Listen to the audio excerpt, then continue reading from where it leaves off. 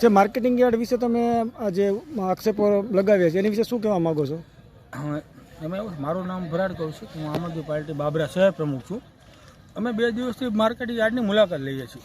તો માર્કેટિંગ યાર્ડમાં અત્યારે ટેકાના ભાવે મગફળીની ખરીદી કરવામાં આવે છે.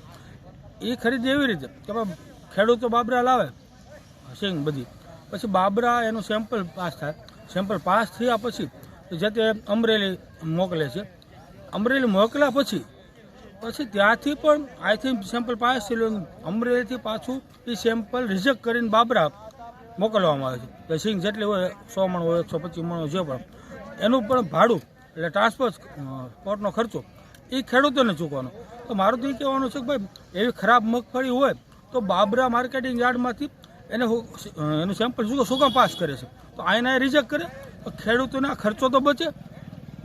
અને આજુબાજુમાં એક જીન છે, બાજુમાં દેવભૂમિ જીન છે બરાબર, ત્યાં મગફળી ટેકાના ભાવની ખરીદીની મગફળી ત્યાં રાખવામાં આવે છે. તો ત્યાં હુકમ રાખે ભાઈ બાબરા માર્કેટિંગ યાર્ડ અંદર જે શેડ છે ને એ કોઈ વેપારી માટે નથી, ખેડૂતોનો માલ ત્યાં પડ્યો રહે ને એની માટેના એ શેડ બનાવેલા છે. એની બદલે અત્યારે ત્યાંના વેપારીઓ બધા એ શેડમાં પોતાનો કપાસ પોતાની મગફળી અંદર રાખે છે, જેથી કરીને કોઈ પડે નહીં, કોઈ ઝાકળ આવે નહીં. ખરેખર એ શેડ ખેડૂતો માટે છે. એમાં મગફળી છે કાં તો અત્યારે આ વાતાવરણ ગણો તો શિયાળાનું છે, તો સવારમાં ઝાકળ પડે છે. આ માંડવી તમે પાછળ જોવો છો ખુલ્લી છે, તો આમાં ઝાકળ પડે ને તો આ માંડવી પણ કાલ પણ ઉગી ગયા, કોટા કાઢી ગયા.